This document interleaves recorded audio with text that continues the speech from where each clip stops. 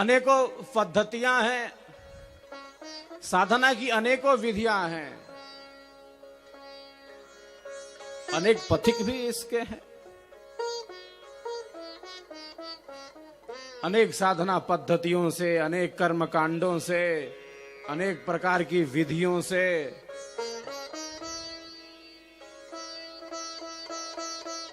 अनेक प्रकार की पूजा पद्धतियों से भारत का जनमानस परिचित रहा है। सब कुछ न कुछ तो करते ही हैं, पूजा के नाम पर, भक्ति के नाम पर, प्रभु के सुमिरन के नाम पर सब कुछ न कुछ तो करते ही हैं, कर ही रहे हैं। बहुत बार यह जिज्ञासा आती है हम सबों के समक्ष, क्या इस ब्रह्म विद्या विहंगम योग की शरण में आ जाने पर, सद्गुरु देव के इस महानतम विज्ञान में आ जाने से क्या हमारे और जो कर्म हैं उनका हमें त्याग करना होगा? क्या उन समस्त प्रणालियों को हमें छोड़ना होगा जो हम करते आ रहे हैं? क्या इसको लेने के बाद और सबको छोड़ना होगा? इस तरह की जिज्ञासाएं भी बड़ी आती है। हम सब बराबर यही कहते आ रहे हैं, हम तो बस अपनी बात कहते हैं, हम तो बस इस सिद्धांत की बात करते हैं, हम तो बस स्वर वेद के सिद्धांत को प्रकट करते हैं। छोड़ना क्या है साहब? एक ऐसी अवस्था आ जाती है, ऐसा ज्ञान एक साधक के भीतर आ जाता है, प्रतिष्ठित हो जाता है कि वह जान लेता है कि इस साधना का क्या लाभ है, इस विज्ञान का क्या लाभ है। और धीरे धीरे उसकी आध्यात्मिक प्रगति भी आगे बढ़ने लगती है। समय काल से वह सचेष्ट होकर इस ज्ञान में, इस सिद्धांत में, इस भाव में दृढ़ हो जाता है, स्थित हो जाता है। हम सब तो यही कहते हैं, जो आप करते आ रहे हैं आप कर सकते हैं, लेकिन यह जो साधना है, यह जो विज्ञान है,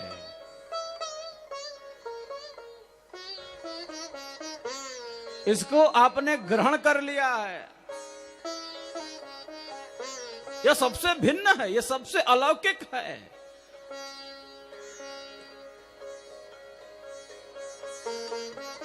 सबसे निराला है साहब ये ज्ञान सद्गुरु के स्वर वेद का, विहंगम योग का। जब आप स्वयं इसको अपने जीवन में उतारेंगे तो स्वतः ज्ञान प्राप्त होगा कि हमारे जीवन में क्या परिवर्तन हुआ।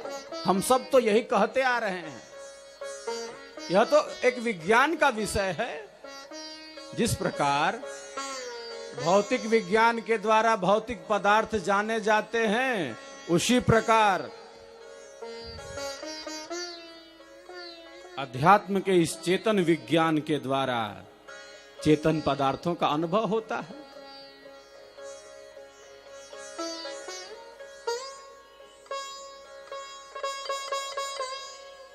तो धीरे धीरे सत्संग के प्रवाह से और सत्संग के प्रभाव से ये सब बातें समझ में आने लगती हैं। तब क्या करना है इसका उचित रूप से ज्ञान हो जाता है। हमारे देश की इस परंपरा में जो भी हमारे इष्ट हैं,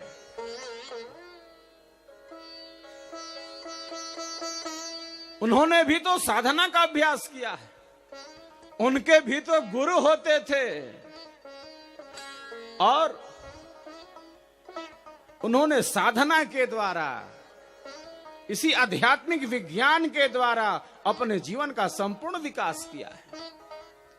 अनेक देवों की स्थिति को हम देख रहे हैं, उनके चित्र में वे ध्यान में अवस्थित मिलते हैं, चाहे वह योगीराज शंकर हो, महादेवाधिदेव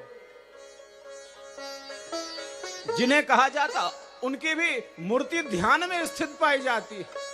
बुद्ध की मूर्ति भी ध्यान में स्थित है।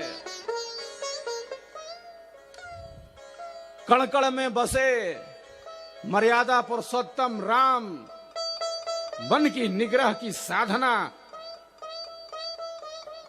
करते रहे हैं। उनके गुरु के द्वारा वो उपदिष्ट थे। गुरु वशिष्ठ ने उन्हें वो दीक्षा दी, वह विज्ञान बतलाया कि हे राम, किस प्रकार आप अपने मन को नियंत्रित करेंगे, मन को संयमित करेंगे। जिनकी आराधना और जिनकी पूजा भारत का जनमानस कर रहा है, करता आ रहा है, करता रहेगा, वो भी तो इस मन के नियंत्रण की साधना को ही करते थे। प्रत्यक्ष प्रमाण है शास्त्रों का। तो साहब, यहां छोड़ना कुछ नहीं है। छोड़ना है तो अज्ञान को, छोड़ना है तो अविद्या को, छोड़ना है तो भीतर के अंधेरे को, छोड़ना है तो अहंकार को, छोड़ना है अज्ञान और अविद्या को, और पकड़ना है, धारण करना है ज्ञान को, सत्य को, विवेक को, विद्या को, भारत के अध्यात्म को धारण करना है। हम सब उसी पथ पर चल रहे हैं। जब भी ऐसी जिज्ञासा आती है तो मैं तो बोल देता हूं, कहता हूं छोड़ना नहीं है, आप सब करते रहिए, इसको जोड़ के तो देख लो, इसको अपने जीवन में उतार कर तो देख लो साहब। छोड़ो नहीं, जोड़ो, इसको जोड़ के तो देखो, इसमें क्या हलचल होती है, क्या परिवर्तन होता है। और जब हड़कंप हो जाएगा, जब चेतना अंतर्मुखी हो जाएगी और जब चेतना का आध्यात्मिक विकास हो जाएगा, तब तो समझ में आ ही जाएगा, तब तो यह जान ही पाएंगे कि भारत की आध्यात्मिक विद्या क्या है, भगवान राम का क्या संदेश रहा है, योगीराज श्री कृष्ण का क्या संदेश रहा है। केवल चित्र की पूजा ना करें, चरित्र की पूजा करें साहब, उसकी साधना की पूजा करें। ये कहता है विहंगम योग, ये कहता है स्वरवेद का दर्शन। चित्र की पूजा करते आ रहे हैं, करते रहेंगे। अरे साहब, क्या संदेश दिया हमारे योगीराज श्री कृष्ण ने। अरे साहब, इसको भी तो समझना होगा, इससे भी तो आत्मसात करना होगा कि केवल कृष्ण भक्ति के नाम पर ज्यादातर तो अंधेरा ही दिखता है। ये कहने में हमें कोई संकोच नहीं है।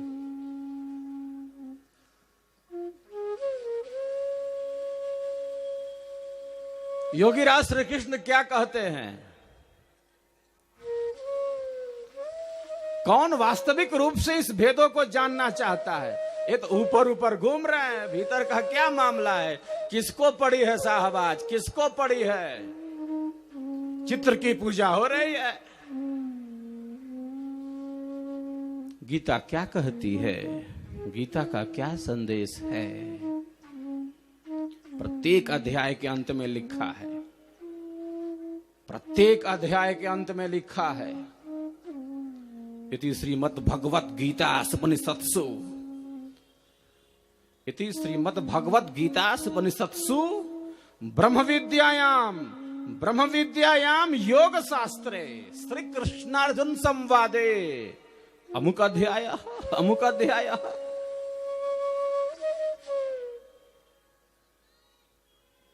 प्रत्येक अध्याय के अंत में लिखा है।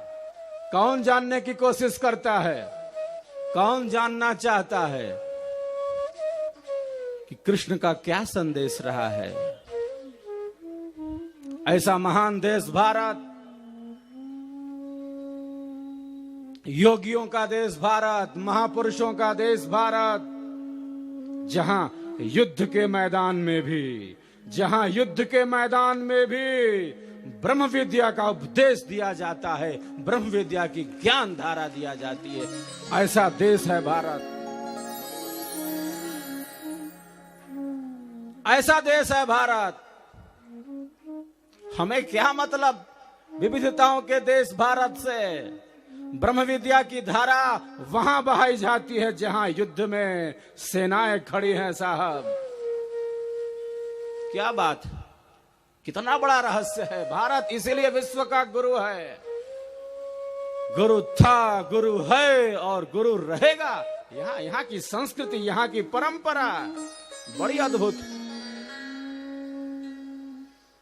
ब्रह्म विद्या का ज्ञान तो युद्ध की भूमि में दिया जाता है। हमें क्या मतलब, हम तो बस चित्र की पूजा कर रहे हैं। गीता का प्रत्येक अध्याय योग परक है, अध्यात्म परक है। गीता का प्रत्येक अध्याय भक्ति परक है, ज्ञान परक है, विज्ञान परक है। कौन जानने की कोशिश करता है इसे? बाहर बाहर बाहर बाहर खोजते अंतर की सुधिना है। मैं बराबर कहता रहा हूं, सर्वत्र कहता रहा हूं, आप इस ब्रह्म विद्या विहंगम योग के मार्ग में आ गए, स्वर वेद के स्वर में आ गए, स्वर वेद की इस त्रिवेणी में आ गए, ब्रह्म विद्या के इस ज्ञान में, ब्रह्म विद्या के इस विज्ञान में आ गए। आपने गीता के उस वास्तविक तत्व भेद का ज्ञान प्राप्त कर लिया। आपने समस्त आध्यात्मिक सदग्रंथों के सार को, वेदों के सार को स्वर वेद के माध्यम से जान लिया, उपनिषदों के भेद को समझ लिया। रामायण में, रामचरितमानस में जो भेद बतलाया गया है, उस भेदों को आपने जान लिया है साहब।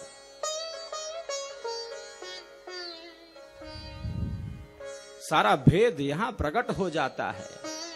एकमात्र सदगुरु के स्वर वेद से, एकमात्र इस ब्रह्म विद्या विहंगम योग की धारा से हमारा सारा प्राकृतिक कर्म, सारा प्राकृतिक पूजा पाठ संपन्न हो जाता है इस यज्ञ हवन से, और साथ ही साथ अध्यात्म की ऊंचाइयों पर भी हम पहुंच जाते हैं। इस दरबार में आ गए, क्या पूछना साहब।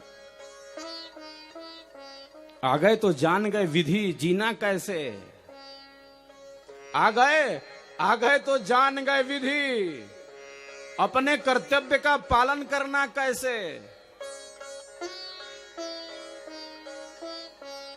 और एक बात मैं बराबर कहता हूं,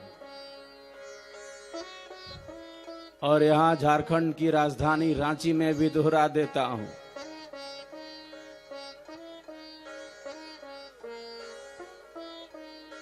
विहंगम योग के द्वारा, इस ब्रह्म विद्या की धारा के द्वारा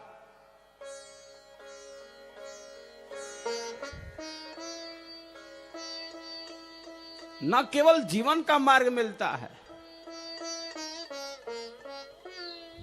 यह न केवल जीवन जीने की कला है, बल्कि यह क्या है, यह मृत्यु की कला है। यह शरीर छोड़ने का विज्ञान है। आत्मा को कैसे निकालेंगे, किस द्वार से निकालेंगे, कहां पहुंचेंगे, कैसे उस अनंत सत्ता से जोड़ होगा, यह भी बतलाता है यह साहब।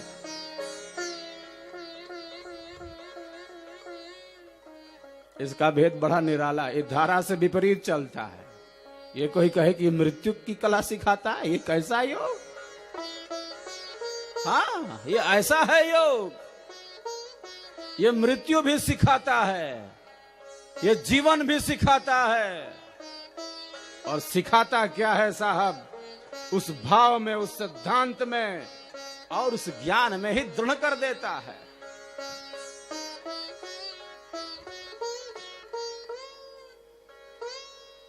योग का तो यही आध्यात्मिक लक्ष्य है।